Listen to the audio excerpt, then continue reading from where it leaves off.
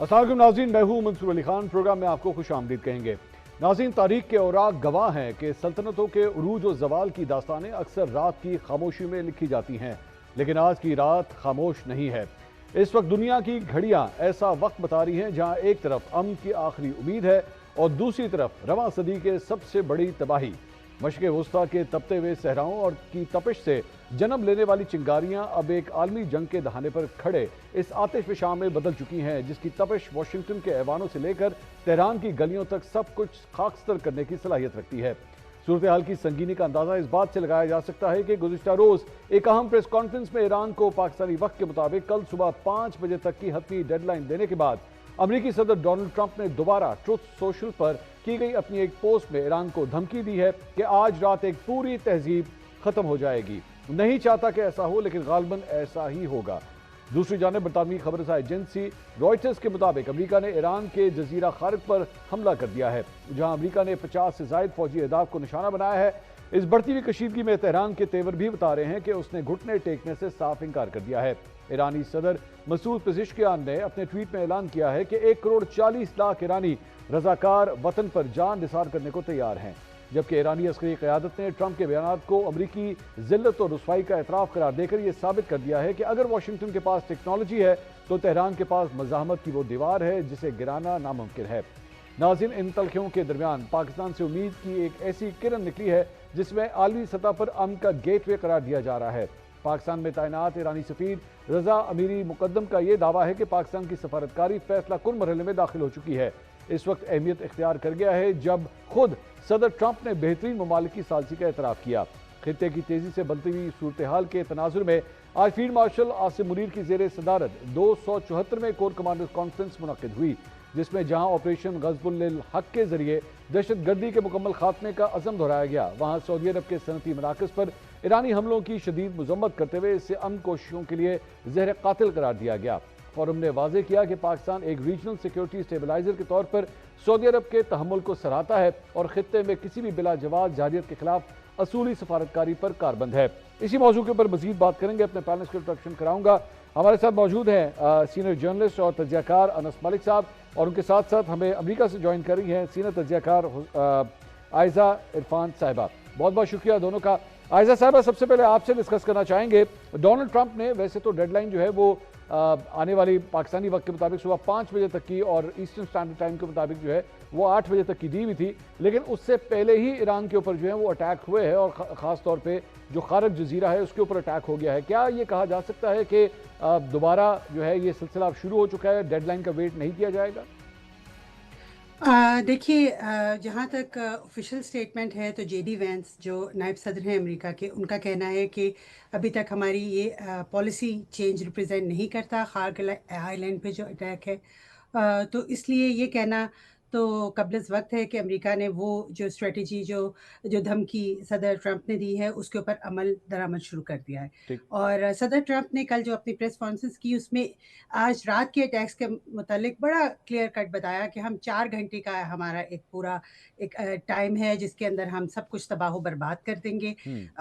تو میرا نہیں خیال کہ جو آج کے اٹیکس ہیں، میرا خیال ہے جو پچھلے اٹیکس کا ایک سلسلہ مختلف جگہوں پہ جاری ہے، اس میں اسرائیل بھی اٹیک کر رہا ہے ایران پہ، آج اسرائیل کی جانب سے بھی کہا گیا کچھ پلوں پہ اٹیک کیے ہیں، تو امریکی حکومت کی جانب سے ابھی یہ اس سلسلے کی کڑی نہیں کہی جا رہی۔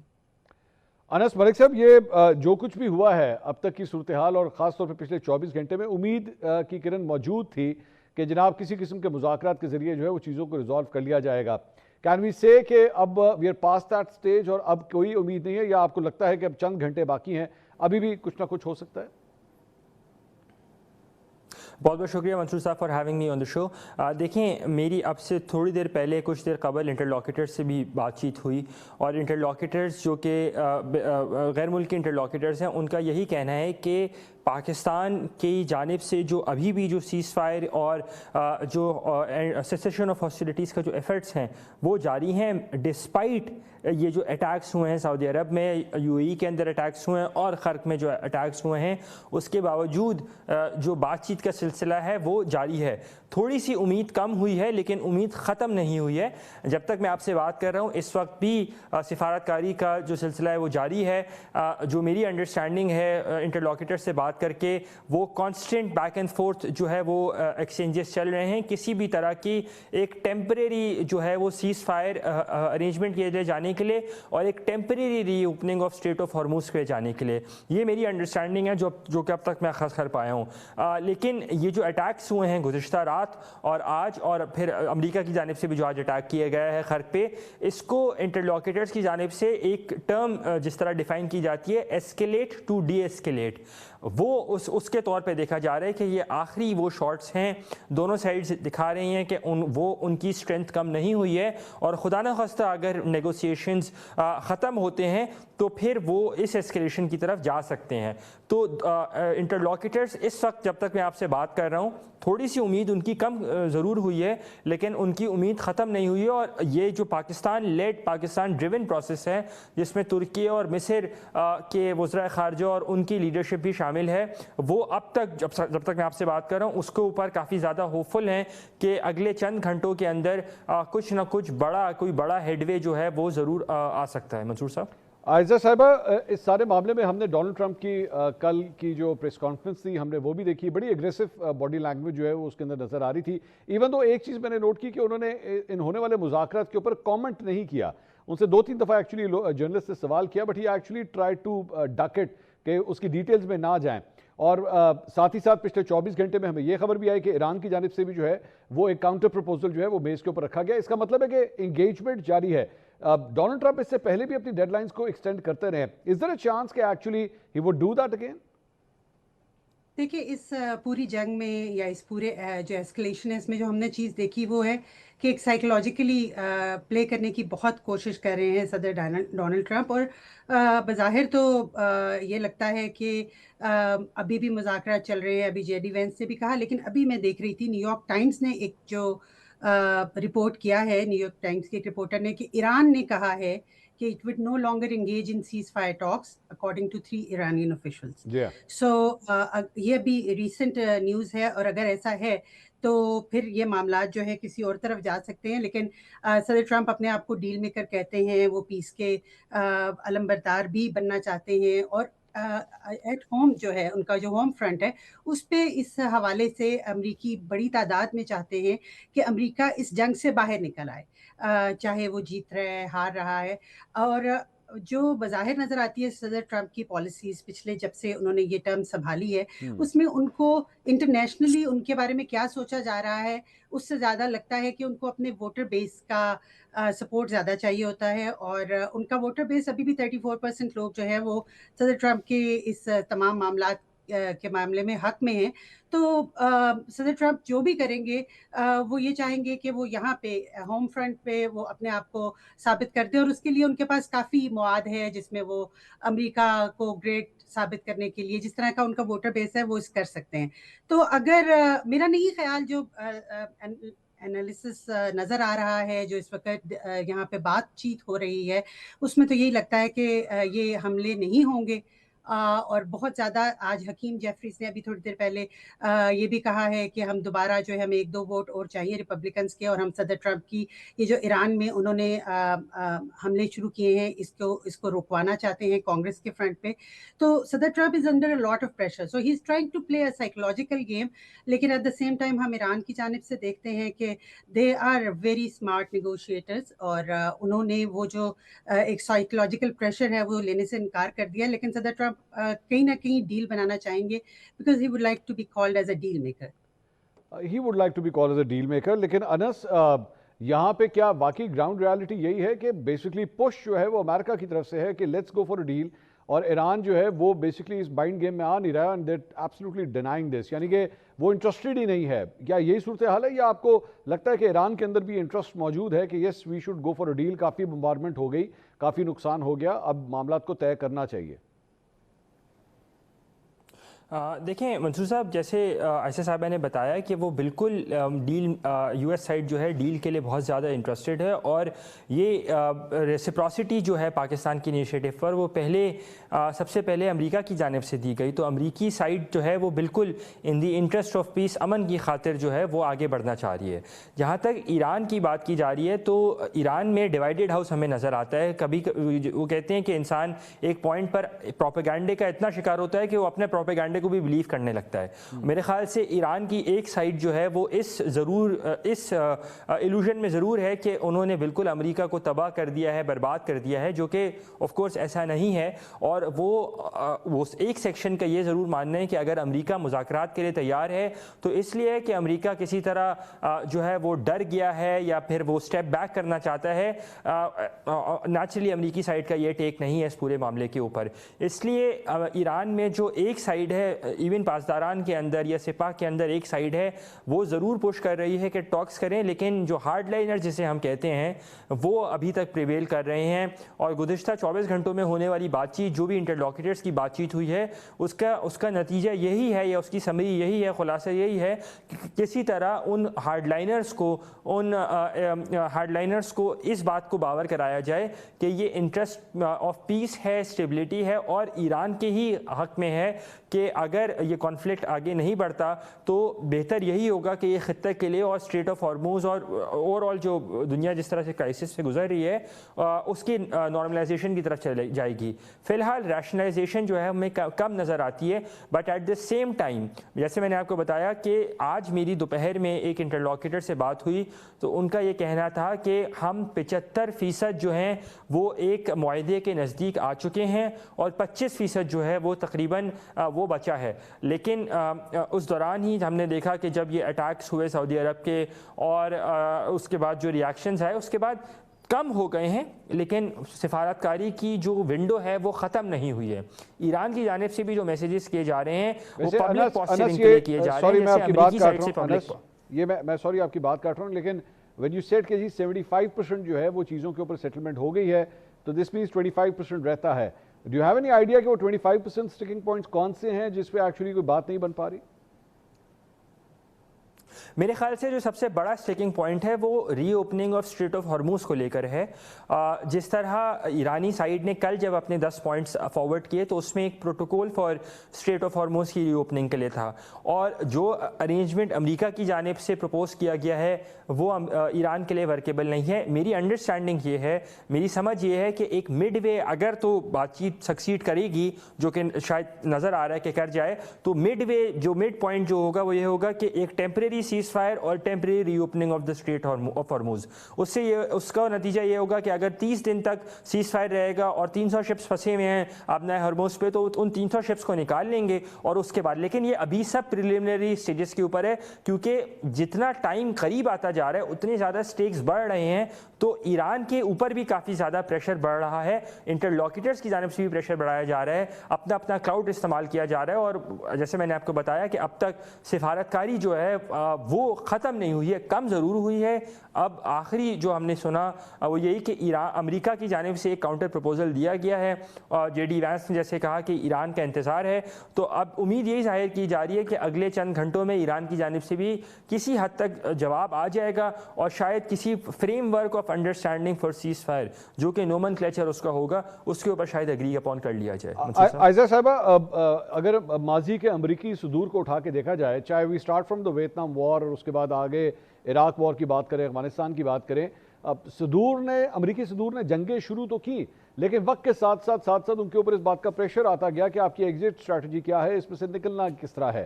Donald Trump has always been a very different president, اگر آپ ان کو کمپیئر کریں ماضی کے صدور کے ساتھ. کیا ڈونلڈ ٹرمپ سے آپ کی نظر میں یہ غلطی ہوئی کہ وہ انٹری تو انہوں نے کر لی اس جنگ میں, لیکن بیسکلی ان کے پاس ڈے ون سے ہی کوئی ایگزٹ اسٹریٹجی نہیں تھی, اور شاید اسی پریشر کے اندر وہ ہر قدم آگے اسی طرح بڑھاتے جا رہے ہیں؟ اچھا منصور صاحب, جہاں تک صدر ٹرمپ کی بات ہے, ایک تو یہ کہ جو ماضی میں بہت سی جنگیں جو امریکہ نے لڑیں جن میں امریکہ شامل ہوا, کانگریس کی اپروول کا ایک معاملہ جو ہے وہ تھا, اور تمام صدور نے یہ کوشش کی کہ وہ کانگریس کو اور انٹرنیشنل اداروں کو یہ ثابت کریں, اپنے الائز کو یہ ثابت کریں کہ اس جنگ میں جانا ضروری ہے. صدر ٹرمپ نے ایسی کوئی کوشش نہیں کی, اسی لیے اب تک آپ دیکھیں امریکہ میں حکومتی سطح پہ اس ساری چیز کو ایک جنگ, باقاعدہ جنگ کے طور پہ کہا نہیں جا رہا. अमेरिका के कवानीन के मुताबिक सदर जो है अगर एक्सट्रीम सिचुएशंस हों और तो वो कोई ना कोई ऐसे मिलिट्री एक्शंस ले सकता है। लेकिन अगर आज सदर ट्रंप बाकायदा तौर पर ब्रिजेस पे और इस पे हमला करते हैं तो इसको एक तरह से बाकायदा जंग तस्वर किया जाएगा, जिसके लिए सदर ट्रंप को कांग्रेस की अप्रूवल की ज़रूरत होगी। बिल्कुल ये कहा जा सकता है, सदर ट्रंप के गुज़िश्ता कुछ बयानात से भी साबित हुआ कि सदर ट्रंप ग़ालिबन किसी और ख़्याल में इस मामले में एंटर हुए थे और अब उन्हें बाहर निकलने के लिए एक एग्ज़िट रैंप या एग्ज़िट स्ट्रेटजी जो है वो दिख नहीं रही और वो तमाम कोशिशें कर रहे हैं। लेकिन अगेन सदर Trump is a very shoot businessman as well, तो I think he is playing it by the air कि जो भी हुआ मैं उसमें ये कह दूँगा और यहाँ से निकल जाऊँगा और ये कह दूँगा निकल जाऊँगा। तो वो जो ज़ुबानी जमा खर्च है और वो जो अपनी बयानियाँ है सिर्फ उसकी बेस पे खेल रहे हैं। लगता यही है उनके पास कोई ऐसी ख़ास स्ट्रेटजी नहीं है, कोई लॉन्ग टर्म वॉर प्लान नहीं है और अगेन फिर उनके लिए विद इन द कंट्री बहुत डिफ़िकल्ट हो रहा है। और स्पेशली अगर अमेरिका में इसराइल की हिमायत के हवाले से देखा जाए तो बड़ी अजीबो-गरीब सूरत हाल है।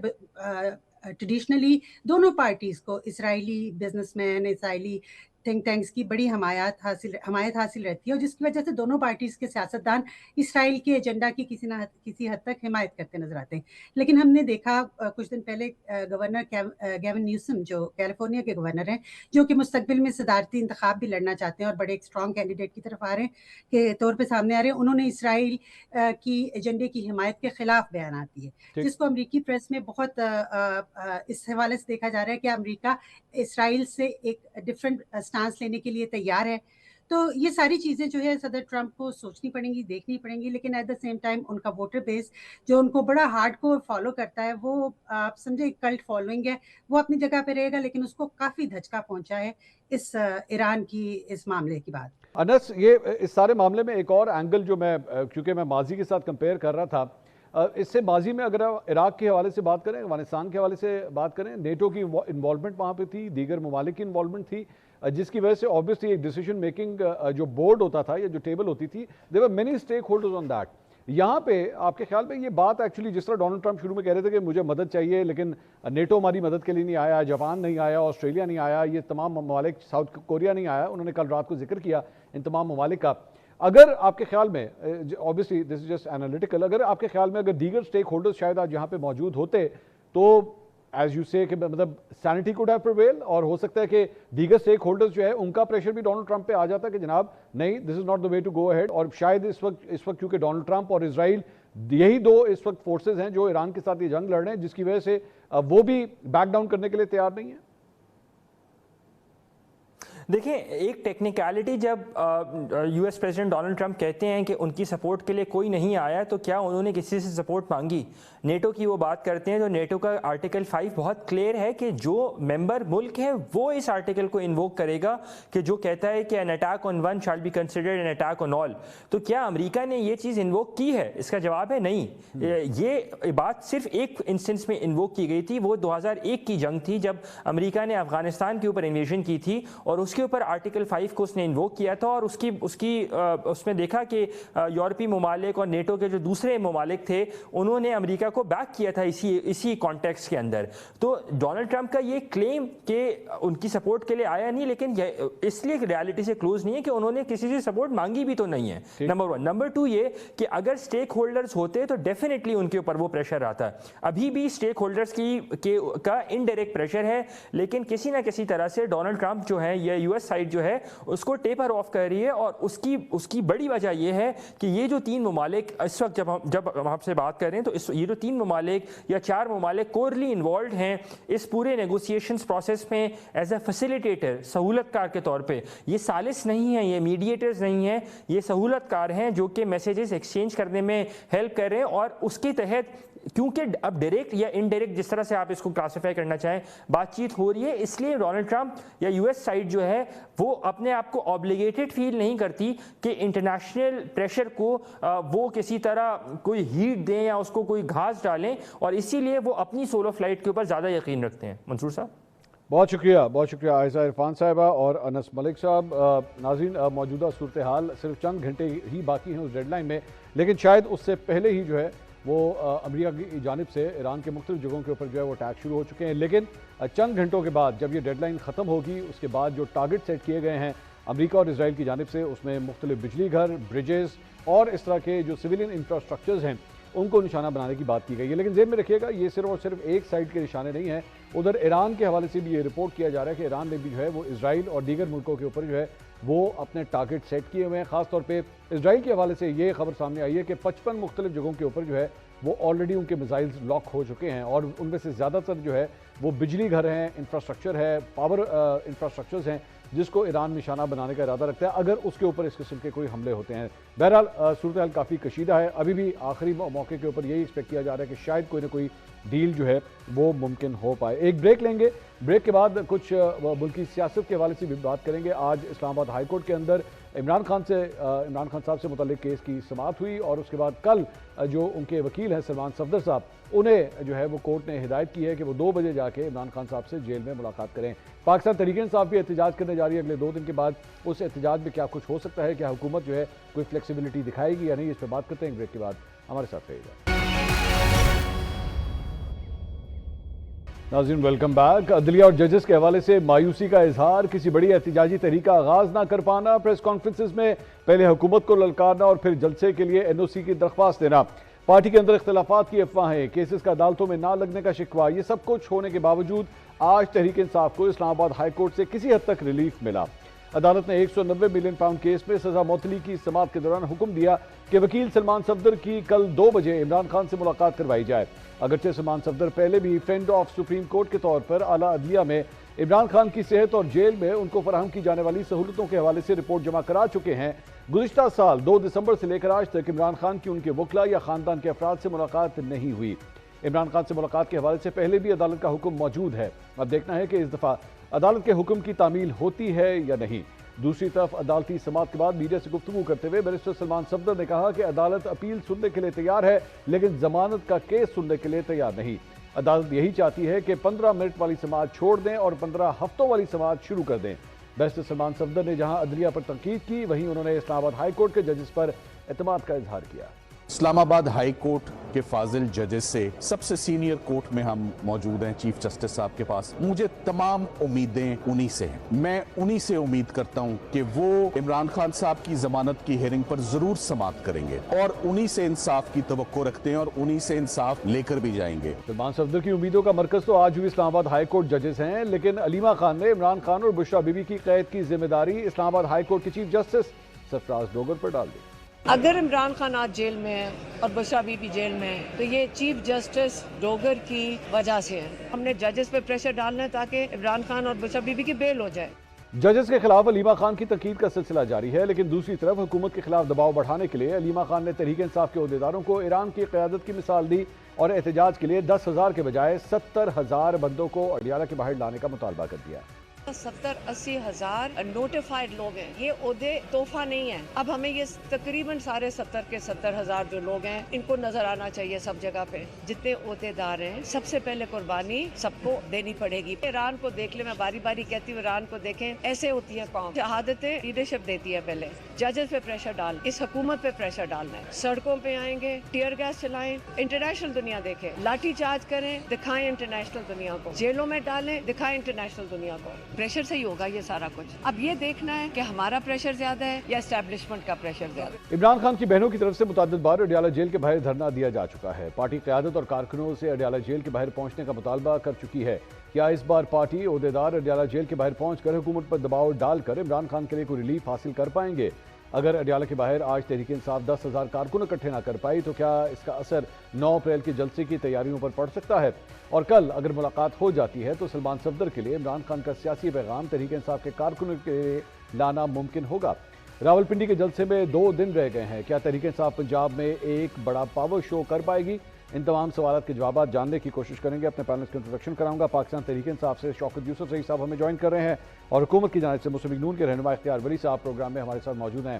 بہت شکریہ دونوں کا۔ شوکت یوسف رئیس صاحب، ڈیمانڈ کی جا رہی ہے کہ جناب علیمہ خان صاحبہ یہ فرماتی ہیں کہ جناب 70,000 کارکن جو ہے وہ کم از کم وہاں پہ پہنچے، یہاں پہ 10,000 پورے نہیں ہو رہے، 70,000 کس طرح آئیں گے جناب؟ بسم اللہ الرحمن الرحیم، بہت شکریہ۔ دیکھیں، میں یہ سمجھتا ہوں کہ تحریک انصاف ایک بڑی پارٹی ہے، سیاسی قوت ہے، اور جو اس وقت لیڈرشپ ہے یہ ان کا کام ہے کہ وہ پارٹی کو کال دیں، آرگنائز کریں ساری چیزوں کو، اور جن کی ڈیوٹی لگائی گئی ہے یہ ان کا بھی کام ہے۔ اب اگر ہم اس طرف دیکھیں کہ جی وہ محمود خان اچکزئی صاحب جو ہے وہ ہمارے لیے کوئی تحریک کا اعلان کریں گے کیونکہ عمران خان نے ان کو کہا ہے، تو میں سمجھتا ہوں بہت دیر ہو گئی ہے، اور چونکہ ملاقات نہیں ہو رہی ہے تو اس لیے شاید فیصلے بدلے نہیں جا رہے ہیں، ادروائز ہمیں اپنے فیصلے خود کرنے چاہیے۔ اب وقت آ گیا ہے کہ تحریک انصاف کی جو لیڈرشپ ہے وہ اپنے فیصلے کرے، اور کیونکہ تحریک انصاف میں موروثیت نہیں ہے، اس لیے میں سمجھتا ہوں کہ فیصلے جو ہے وہ لیڈرشپ کو کرنے چاہیے، کیونکہ 9 کو تو پہلے ہی جلسے کا اعلان ہو چکا ہے۔ زیادہ تر لوگ جو ہے وہ اس میں پھنسے ہوئے ہیں، کیونکہ بارشیں ہو رہی ہیں بہت زیادہ خیبر پختونخوا میں، اور ہمارے زیادہ تر پہاڑی علاقے ہیں، ملکن ڈویژن، ہزارہ ڈویژن، تو وہاں سے لوگوں کو لانا نکالنا، آپ کو پتہ ہے پورے ایک دن میں تو اسلام آباد پہنچتے ہیں، تو زیادہ تر لوگ وہاں پھنسے ہوئے ہیں، اس لیے اور زیادہ تر لوگ بھی وہیں سے آتے ہیں، تو اس لیے شاید آج لوگ اتنے زیادہ نہیں نکلے، لیکن انشاءاللہ 9 کو جو ہے جو جلسے کے لیے وہ پوری تیاری شوق ہو صاحب، رہی ہے۔ آپ نے محمود اچکزئی صاحب کی بات کی، بڑی امیدیں تھیں پاکستان تحریک انصاف کو ان سے، وہ ایک قیادت کو لیڈ کرنے کے بارے میں بات کی جا رہی تھی، اور ان احتجاجوں کو لاہور کا بھی انہوں نے وزٹ کیا، مختلف شہروں میں گئے ہیں، لیکن کیا سمجھتے ہیں کہ Achakzai sahib up to the mark perform نہیں کر پائے؟ نہیں، میرے خیال سے ان کے ساتھ جو کوارڈینیشن ہونی چاہیے تھی تحریک انصاف کی وہ نہیں ہو سکی ہے، یہ ہمیں ماننا پڑے گا، چاہے کوئی خوش ہو کوئی ناراض ہو، لیکن جو کوارڈینیشن ہونی چاہیے تھی تحریک کے لیے وہ شاید نہیں ہو سکی ہے، اور ڈیفینیٹلی ان کی اپنی تو اتنی فورس نہیں ہے سیاسی طور پہ پورے ملک کے سطح کے اوپر، ان کی زیادہ جو ہے وہ بلوچستان کے اندر ان کے پاس ہے، سیٹ پاور بھی ہے، لیکن ملگیر جو ہے وہ تو صرف تحریک انصاف کے پاس ہے، تو تحریک انصاف جو ہے وہ شاید اس طرح کوارڈینیٹ نہیں کر سکی چیزوں کو۔ میرے خیال یہ ہے کہ وہ اس انتظار میں رہ گئے کہ چونکہ محمود خان اچکزئی کے حوالے ہوا ہے، وہ اپوزیشن لیڈر بن گئے ہیں، تو وہ شاید تحریک کا اعلان کر دے، لیکن وہ بھی اس انتظار میں تھے کہ جب پی ٹی آئی مجھ سے رابطہ کرے، تو آئی تھنک کہ تھوڑا بہت وہ ہے، میں سمجھتا ہوں کہ فقدان رہا ہے رابطے کا، اور جس کی وجہ سے چیزیں ڈیلے ہوئی۔ اب چونکہ اور وقت نہیں ہے کہ ہماری پارٹی جو ہے ان چیزوں کے اوپر پیچھے پڑے، لیکن سیاسی لوگ ہیں، میں ہمیشہ سے کہتا ہوں کہ ہمیں سیاسی طور پہ ایک پرامن احتجاجی تحریک شروع کرنی چاہیے پہلے سے، لیکن جو لوگ یہ کہتے ہیں جی کفن باندھ کے آئیں گے فلاں آئیں گے، میں اس چیز کا قائل نہیں ہوں۔ میں نے ہمیشہ سے کہا ہے کہ پرامن تحریک جو پوری دنیا کے اندر یا تو انقلاب ہوتا ہے یا سیاست ہوتی ہے، تو اگر ہم نے انقلاب کا فیصلہ کر لیا تو پھر انقلاب کریں گے، اگر ہم نے سیاست کرنی ہے تو پھر سیاسی فیصلے تو وہ پرامن احتجاج ہے، تو یہ دونوں چیزیں جو ہے وہ ایک ساتھ نہیں چل سکتی، تو میرا تھوڑا سا یہ ہے اپنا پوائنٹ آف ویو ہے، اس پہ تھوڑا سا میں کرٹیسائز بھی ہوں گا، لیکن میں سمجھتا ہوں کہ عمران خان کو اگر ہم نے رہا کرنا ہے تو پرامن احتجاجی تحریک کے ذریعے، یہ نہیں کہ ہم جا کے ہم کوئی جیل تو نہیں توڑ سکتے، نہ ہم اس طرح کوئی زبردستی ان کو نکال سکتے ہیں، تو پھر کیوں ہم اپنے پرامن احتجاجی تحریک سے اپنے آپ کو دستبردار کر رہے ہیں۔ ٹھیک، اختیار صاحب، یہ جو بھی مطلب ایک بڑا پاور شو پاکستان تحریک انصاف کرنے جا رہی ہے، اب میرے لیے اس کی ٹائمنگ بڑی امپورٹنٹ ہے، آئی نو مجھے وجہ تو پتہ ہے کہ وہ کیوں خاص طور پہ مطلب 9 تاریخ کو انہوں نے یہ پلان کیا ہے، لیکن اس وقت جو خطے کی صورتحال ہے اس کے اندر اگر اسی طرح کا ایک بڑا جلسہ یا کوئی احتجاجی تحریک جس کا شوق صاحب ذکر کر رہے ہیں، اگر یہ آغاز اس کا ہو جاتا ہے، حکومت کے لیے کافی پرابلماٹک ایریا بن سکتا ہے یہ۔ بسم اللہ الرحمن الرحیم، بہت شکریہ منصور علی خان بھائی۔ دیکھیں، ایک تو شوکت صاحب نے بڑی ریئلسٹک بات کی نا، انہوں نے کہا کہ یا انقلاب ہوتا ہے یا جمہوریت ہوتی ہے، اور انہوں نے کہا کہ میں جمہوریت پسند ہوں اور جمہوری مائنڈڈ پرسن ہوں، so one should be like a democrat, تو اس طرح ہی بات کرنی چاہیے۔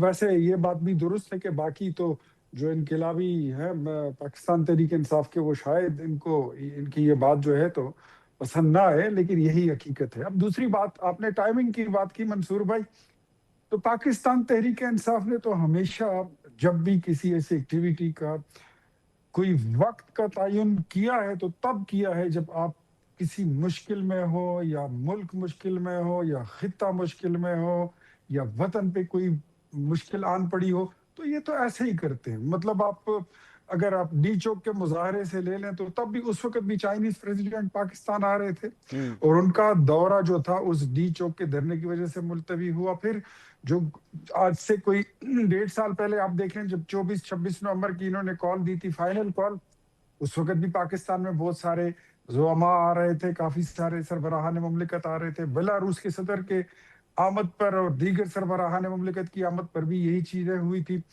آج بھی ان کو اگر یہ معلوم ہے کہ ملک میں کیا پورے خطے میں پیٹرولیم کرائسس ہے، ایران اور امریکہ کے معاملات گرم ہے، یہ پورا خطہ جو ہے وہ جنگ کی لپیٹ میں ہے، ہماری سفارتی کامیابی ہے کہ آج ہم اس جنگ سے الحمدللہ ابھی تک باہر ہیں، اور ہم راضی نامہ اور امن کی اور صلح صفائی کی کوششوں میں مصروف ہیں۔ اس وجہ سے ہماری جو حیثیت ہے وہ الگ ہے۔ لیکن پاکستان تحریک انصاف کی ایسے موقع پر اپنی وہی پرانی وہ گھسی پٹی وہ راگ الاپنا جو ہے اور یہ کر دیں گے، حالانکہ یہ بھی مجھے پتا ہے، آپ نے کہا بڑا جلسہ اور پاور شو، نہ بڑا جلسہ ہوگا اور نہ پاور شو ہوگا۔ بارشوں کا موسم ہے، خیبر پختونخوا تو چھوڑے، پشاور سے کوئی شہر سے باہر نہیں نکل سکتا، کون آئے گا؟ اچھا، پنڈی اسلام آباد تو کبھی اڈیالہ جیل نہیں گیا، پنجاب سے تو کوئی آنے والا نہیں ہے، یہی لے دے کہ ہمارے پشتون بھائی رہ جاتے ہیں جو وہاں سے لائے جاتے ہیں، آتے نہیں ہیں، لائے جاتے ہیں، وہ بھی مجھے نہیں لگتا کہ وہ آئیں گے۔ اٹس اے پولیٹیکل موو انہوں نے کھیل لی ہے۔ باقی میں آپ کو شور شاٹ کہتا ہوں، یقین کے ساتھ، وثوق کے ساتھ، کہ نہ پاور شو ہوگا اور نہ جلسہ ہوگا، کچھ بھی نہیں ہوگا۔ چلیں جس طرح آپ اپنا ایک نمبر بتا دیں نا، آپ کے خیال میں کتنا نمبر ہوگا اس جلسے کے اندر، آپ پہلے سے بتا دیجئے۔ سر خیبر پختونخوا میں ابھی تک جو بڑا جلسہ یہ کر چکے ہیں اس نے 10,000 کو کراس نہیں کیا، اس کا نمبر آپ خود اندازہ لگا لیں کہ شوکت صاحب اوور ٹو یو، آپ کیا سمجھتے ہیں کتنا بڑا جلسہ ہو سکتا ہے سر؟ سر جی دیکھیں، میں تو سیاسی بندہ ہوں، میں غیر سیاسی الفاظ نہیں استعمال کروں گا۔ سیاسی لوگ جو ہوتے ہیں نا، دیکھیں میں نے کہا احتجاج جو ہوتا ہے نا وہ 10 بندوں کا بھی ہوتا ہے، 10,000 کا بھی ہوتا ہے، لیکن آگے جو حکومت ہوتی ہے نا اس کا رسپانس دیکھنا چاہیے کہ وہ سیاسی ہے یا نہیں، وہ جمہوری ہے یا نہیں۔ اگر جمہوری حکومتیں ہوتی ہیں نا تو آپ دیکھیں یو کے اندر جو احتجاج ہوتا ہے وہ 10 بندے پلے کارڈ لے کر کھڑے ہوتے ہیں، اس کا بھی اثر ہوتا ہے، حکومت اس پہ ایکشن لیتے ہیں۔ یہاں تو آوے کا ہوائی بگڑا ہے، وہ تو ایک الگ بات ہے۔ اگر آج ملک مشکل میں ہے تو دیکھیں شوکت صاحب، آئی ایگری ود یو، لیکن سوال یہ ہے کہ obviously جب تک لوگ زیادہ نہیں ہوں گے حکومت پہ پریشر نہیں پڑے گا، اسی لیے تو علیمہ خان صاحبہ کہہ رہی ہیں کہ 10,000 نہیں 17,000 بندہ چاہیے اڈیالہ کے باہر، تو ظاہری بات ہے نمبر وہ ڈیمانڈ کر رہی ہیں۔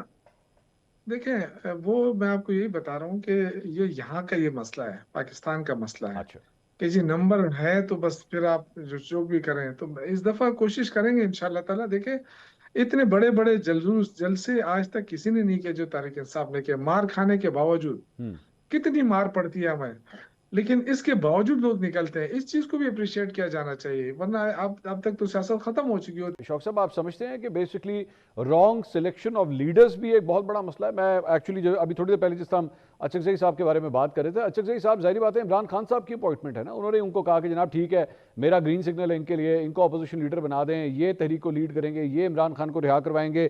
میں اگر پیچھے اٹھا کے دیکھوں، علی امین گنڈا پور عمران خان صاحب کی چوائس، وزیر اعلیٰ بنایا، وزارت اعلیٰ سے ہٹا دیا، سہیل آفریدی کو وزیر اعلیٰ بنایا۔ آج پاکستان تحریک انصاف کے کارکنوں کا ایک بہت بڑا ٹولہ جو ہے وہ سمجھتا ہے سہیل آفریدی صاحب بھی جو ہے وہ کمپرومائز ہو گئے ہیں، وہ ہمارے لیے وہ نہیں کر رہے جو انہوں نے کرنا چاہیے تھا۔ عثمان بزدار کی تاریخ اٹھا کے دیکھیں، اگین انادر رانگ چوائس، آج آپ لوگ خود کہتے ہیں کہ جناب بڑی غلط چوائس تھی۔ بیرسٹر گوہر آج پارٹی کے چیئرمین ہیں، ان کے بارے میں بھی یہی کہا جاتا ہے جناب یہ بطور ایک چیئرمین جو کردار انہیں فعال کردار ادا کرنا چاہیے تھا وہ نہیں کر سکے۔ میں اور بڑے لوگ ہیں، اسد عمر گوئے، فواد چودھری ہو گئے، میں یو سٹارٹ نیمنگ دیم، ایک پوری لسٹ ہے۔ تو الٹیمیٹلی تو پھر میرے خیال میں the fault lies with Imran Khan صاحب کہ وہ غلط آدمی کو چوز کرتے ہیں اور اس کے بعد ایکسپیکٹ کرتے ہیں کہ رزلٹ جو ہے مجھے ٹھیک ملے۔ دیکھیں بیرسٹر گوہر ہو گئے یا محمود خان اچکزئی ہو گئے، میں ان کو غلط چوائس تو نہیں کہوں گا، کیونکہ ابھی تک تو تحریک انصاف کے ساتھ مشکل وقت میں کھڑے ہیں۔ لیکن اصل ایشو کیا ہے؟ اصل میں نے کہا نا کہ آرگنائز کرنا ہے پارٹی کو، جو صرف اکیلا بیرسٹر گوہر صاحب نہیں ہے، پوری پارٹی کی میں بات کر رہا ہوں کہ اس کو آرگنائز کرنا ہے۔ اور دوسری بات یہ کہ میرے بھائی نے بات کی کہ ملک مشکل میں ہوتا ہے، تو یہ ملک مشکل میں کون ڈال رہا ہے؟ اگر عمران خان کے ساتھ ملاقات کی اجازت آج مل جائے تو ملک تو مشکل میں نہیں ہو جائے گا، پھر تو ٹھیک ہو جائے گا۔ تو یہ جو مشکل میں ڈالا جا رہا ہے، جو غیر سیاسی فیصلے ہو رہے ہیں، غیر جمہوری فیصلے ہو رہے ہیں، عدلیہ کو کنٹرول کیا جا رہا ہے، تو اس سے تو ملک کی مشکلات بڑھتی ہیں. یہ تو کسی دنیا کے کسی ملک میں بھی آپ چلے جائیں, دیکھیں نا آپ خارجہ پالیسی آپ نے بڑا ڈنڈورا پیٹا کہ ہم نے بڑی کامیاب, ہم تو جی جنگ رکوانے جا رہے ہیں. پھر آپ نے سعودی عرب کے ساتھ بھی آپ نے جو وہ کیا ہوا ہے, آج اس کا کیا حال ہے جو حملے ہوئے ایران کی طرف سے. تو دیکھیں نا, آپ نے تو کہا ہے کہ سعودی عرب پہ حملہ, پاکستان پہ حملہ, آپ کیا کریں گے آپ. دوسری طرف جو افغانستان سے تھوڑی بہت وہ ہو رہی تھی تجارت, وہ بھی ختم. تو اور ویسے شوق صاحب جو آپ کی رائے میں کیا کرنا چاہیے اگر ایسی صورتحال ہوتی ہے کہ سعودی عرب کے ساتھ ہمارا جو دفاعی تعاون ہے اس کے نتیجے میں اگر پاکستان کوئی اپنا رول پلے کرتا ہے, آپ اس کے ساتھ ہوں گے یا اس کے خلاف ہوں گے؟ نہیں, میں یہ کہنا چاہتا ہوں کہ دیکھیں جب یہ دفاعی معاہدہ ہو رہا تھا نا, تو ان کو پھر تھوڑا بہت اس چیز کو کلیئر کرنا چاہیے تھا کہ کن کن ممالک کی طرف سے یہ ہو سکتا ہے. دیکھیں نا, اب ہم اسلامی ممالک کے خلاف لڑیں, یو اے کے ساتھ ہم ناراض, یو اے کو ہم نے ناراض کر دیا. تو سر وہ تو وہ افغانستان کے سب ساتھ بھی تو وہ بھی سب تو سے ایک مسلم ملک ہی ہے نا, لیکن ظاہری بات ہے کہ نہیں, تو اگر وہ میں یہی کہہ رہا ہوں نا, جی میں تو جی جی یہی عرض کر رہا ہوں نا جی جی منصور صاحب کہ ہماری یہ خارجہ پالیسی دیکھیں نا, آج ہمیں وقتہ پڑا ہوا ہے کہ جو ان کے جو پیسے ہیں وہ ہمیں واپس کرنے. اب وہ پیسے ہے کہاں پر؟ یہ تو کہہ رہے ہیں کہ جی ہمارے پاس $16 بلین پڑے ہیں, لیکن وہ $16 بلین ان کے تو نہیں ہے. ٹھیک ہے کہ اس میں کنٹرول میں ہے دولت پاکستان کے, لیکن مسئلہ یہ ہے کہ اسٹیٹ بینک کے, لیکن یہ پیسہ تو وہی دوست ملکوں کا پڑا ہوا ہے, کچھ ٹھیک. بینکوں کا قرضہ, ان کے پاس تو $1.5 ارب سے بھی زیادہ نہیں ہے اپنا. تو یہ کہنے کا مقصد یہ ہے کہ آپ کی یہ خارجہ پالیسی جو بڑا ڈنڈورا پیٹتے رہے کہ بڑی کامیاب, تو وہ کامیاب پالیسی یہاں تک پہنچی ہے کہ ہم مشکل میں پھنس گئے ہیں. ٹھیک. اب اگر سعودی عرب کو ساتھ نہیں کھڑے ہوتے تو پھر ہم اپنے اس معاہدے سے مکر جائیں گے. ایران پہ اٹیک کرتے ہیں تو ہم اور بھی مشکل میں پھنس جائیں گے. تو میں یہ کہہ رہا ہوں کہ پاکستان اتنے مشکل میں کبھی نہیں تھا, ٹھیک. کیونکہ سیاسی فیصلے نہیں ہو رہے ہیں. آپ نے جو خارجہ وزیر بنایا ہوا ہے وہ اکاؤنٹ سمجھتا ہے, آپ نے پراپر لوگوں کو نہیں لگایا ہے. آپ کا وزیر دفاع جو ہے وہ اتنے ہارش لینگویج استعمال کرتا ہے, اتنے پل پل میں بدلتا رہتا ہے کہ اس کے پرانے آپ اٹھا کے دیکھ لیں جو بیانات ہیں ان کے, فوج کے بارے میں وہ کیا کہتا رہا ہے. تو میں کہنے کا مقصد یہ کہ اختیار صاحب جو ہیں ہم بڑے وہ مشکل میں آ گئے ہیں. آپ کی باتوں اور کا اس مشکل کی جی بڑی وجہ یہ, ایک اور بات میں کرنا چاہتا جی ہوں جی صاحب, انہوں نے کہا کہ اگر میں یہ سمجھتا ہوں کہ حکومت اجازت دے دے نا, یہ تو کہتے ہیں نہیں نکل سکتے نا لوگ, حکومت اجازت دے دے جلسہ کرنے کی, پھر آپ دیکھیں پھر ہم پہ چھوڑ دیں کہ پاور ہم کرتے ہیں کہ نہیں کرتے ہیں. اختیار تو صاحب پہلے آپ اجازت کی تو بات دے کا دیں نا. جواب دینا چاہ رہے ہیں, مطلب وہ اپنی کرسی کے اندر لیفٹ اور رائٹ ہو رہے ہیں. میرے خیال میں اگر میں نے انہیں موقع نہ دیا نا تو نا انصافی ہوگی. اختیار صاحب بڑے سنگین الزامات ہیں شوکت صاحب کی جانب سے. انالیٹیکلی انہوں نے موجودہ صورتحال کے اوپر بڑا گہرا تجزیہ دیا ہے. Your remark. دیکھیں, میں شوکت بھائی جو ہیں تو انہوں نے کہا کہ وزیر خارجہ, انہوں نے اسحاق ڈار صاحب کی بات کی, تو آپ کمپیئر کریں اسحاق ڈار صاحب کی فارن منسٹری کو پھر اپنے دور کے فارن منسٹر کے ساتھ. آپ کے دور میں ایک جملہ بڑا مشہور ہوا تھا کہ the tea was fantastic. اس وزیر خارجہ اور اس وزیر دفاع اور اس حکومت کی دور میں یہ مشہور ہوا کہ the prime minister is fantastic, the field marshal is fantastic, the Pakistan is fantastic. اتنا بڑا فرق ہے. اور دوسری بات میں آپ کو بتاؤں کہ جو جھنڈے وہ الحمدللہ گاڑ کر آئے ہیں اسحاق ڈار صاحب, اور جو دبنگ قسم کا ہمارا وزیر دفاع ہے, آپ اپنے دور کا وزیر دفاع جو ہے اس کے ساتھ کمپیئر کر لیں کہ اس وقت کے وزیر دفاع میں اور آج کے وزیر دفاع میں کتنا کوئی ایک ان کے دور کے اختیار صاحب, ان کے دور کے وزیر دفاع آج کل آپ کے ساتھ ہی ہیں. وہ وزارت کے بعد ہمارے پاس آئے تو ہیں. میں وہی کہہ رہا ہوں نا, وہ آج کل آپ کے پاس ہی ہیں. ایک وزیر, میں بتاتا ہوں, وزیر دفاع ہو یا وزیر خارجہ, وہ ڈپکٹ کرتا ہے, وہ ریفلیکشن ہوتی ہے اپنی قوم کی اور اپنی حکومت کی. اس وقت کا جو وزیر اعظم تھا تو اس کا یہی فیس تھا. ایون مجھے نہیں پتا کہ اس وقت کے وزیر دفاع کی کوئی سٹیٹمنٹ آج کل کوئی آپ اس کو اٹھا سکتے ہیں یا اس کا تذکرہ کر سکتے ہیں, بٹ خواجہ آصف کی ایک سٹیٹمنٹ جو ہے اس کو دنیا میں کوٹ کیا جاتا ہے. اسحاق ڈار کو تو لوگ ایز اے وزیر خزانہ جانتے تھے, لیکن وہ جو اپنا لوہا منوا کر آئے ہیں بطور وزیر خارجہ, میرے خیال میں وہ ایک another ہسٹری بن گئی ہے, ایک روشن باب بن چکا ہے. ہاں ایک بات ہے, پاکستان میں جو اگر یہ راضی نامہ, یہ جو جنگ بندی ہو جاتی ہے تو it's a very big achievement, لیکن سو فار ابھی تک جو کچھ ہوا ہے اس کی ہسٹری آپ دیکھ لیں کہ آپ کو کہیں اس کی مثال نہیں ملتی ہے. آپ کی تو پالیسی یہ تھی, آپ نے اس وقت بھی یہ کہا تھا, آپ کی جماعت کہہ رہی تھی کہ ایک طرف ہو جاؤ, یا سعودیہ کے ساتھ کھڑے ہو جاؤ, یا ایران کے ساتھ, یا پھر امریکہ کے ساتھ. دیکھ لیں ہم اس سے بہتر پوزیشن پر کھڑے ہیں. اور آج بھی میں آپ کو بتا رہا ہوں کہ پاکستان ابھی بھی اس وقت بھی اس گزرتے لمحے میں ہمارے فیلڈ مارشل اور وزیر اعظم یہ جنگ بندی رکوانے کی کوشش کر رہے ہیں. اور آپ کا کیا خیال ہے کہ اگر ہم جنگ بندی کروانے میں اگر امریکہ کو ہم نے آن بورڈ نہ لیا ہوتا تو ہم اس میں ہاتھ ڈالتے؟ اگر ہم نے سعودیہ کو, چائنا کو اور ایران کو نہیں لیا ہوتا آن بورڈ تو ہم اس میں ہاتھ ڈال سکتے تھے؟ نو وے, کبھی بھی نہیں. سو چیزوں میں تھوڑا سا ڈیفرینشیٹ کریں. آپ کی اپنی حکومت جو تھی اس میں آپ کی اپنی پولیٹیکل پرفارمنس, سفارتی performance, that was equal to zero, nothing. کچھ ریکارڈ میں ہے ہی نہیں کہ آپ کسی چیز کو کوٹ کر سکے, ماں سوائے جذباتی نعروں کے, اچھی باتوں کے اور کاسمیٹک گلوس اوور کے علاوہ کچھ ہے بھی نہیں. جہاں تک آپ نے بات کی منصور بھائی اچکزئی صاحب کی, I have a lot of respect for that person. لیکن تحریک انصاف اور محمود اچکزئی یہ دو متضاد چیزیں ہیں. میں نے اس وقت کہہ دیا تھا کہ جس دن عمران خان کی اور محمود اچکزئی کی ملاقات ہوگی اس دن محمود اچکزئی گھر جائیں گے. جس دن کوئی بات, جس دن بات آئی کہ ڈائلاگ کرنا ہے, ہم نے تو آرمی چیف کے ساتھ بیٹھنا ہے, ڈی جی آئی کے ساتھ بیٹھنا ہے اور مونوپولائز الیکشن کروانے ہیں جس طرح عمران نے 2018 میں کیا تھا, اس دن اچکزئی صاحب اور عمران خان. شوق صاحب کچھ کامنٹ کرنا چاہ رہے تھے, ہولڈ آن اختیار صاحب. جی شوق صاحب گو ہیڈ. میں صرف اتنا عرض کرنا چاہتا ہوں, یہ خارجہ پالیسی بڑا ٹاپک ہے, میں اس پہ ٹائم ملا تو انشاءاللہ ضرور بات کروں گا. دیکھیں ہماری خارجہ پالیسی تو وہ ہونی چاہیے جس میں پاکستان کو فائدہ ہو, عوام کو فائدہ ہو. آج دیکھیں نا یہ حالات ہے کہ ہم تیل مہنگا خریدنے پہ مجبور ہیں. ایران ہمیں گیس دے رہا ہے, ہم نہیں لے سکتے. یہ ہماری خارجہ پالیسی ہے. اگر ہم ایران کو ریسکیو امریکہ کے لیے جنگ رکوا رہے ہیں, یہ امریکہ کے لیے جنگ رکوا رہے ہیں. آپ کو ان کو آن بورڈ لینے کی ضرورت نہیں ہے, وہ آپ کو کہہ رہے ہیں کہ جنگ رکواؤ. اگر وہ نہ کہتے نا آپ کی پاکستان کی وہ نہیں ہو, پاکستان اتنا نہیں کر سکتا.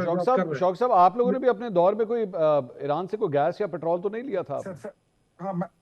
میں کہہ رہا ہوں دیکھیں, میں کہہ رہا ہوں غلط ہے, بالکل غلط ہے, لینا چاہیے. اور اب عمران خان تو روس اسی لیے گیا تھا نا, روس اسی لیے گیا تھا, لیکن ظاہر ہے وہ سارا پتہ ہی کاٹ دیا گیا. ہمیں دیکھیں اس وقت معیشت کا کیا حال ہے. میرے بھائی نے بات کی, لیکن آپ نے ملک کو دیا کیا ہے جب سے آپ آئے ہیں؟ مہنگائی دی ہے, پیٹرول 150 سے 450 تک پہنچا. یہ کارکردگی ہے آپ کی.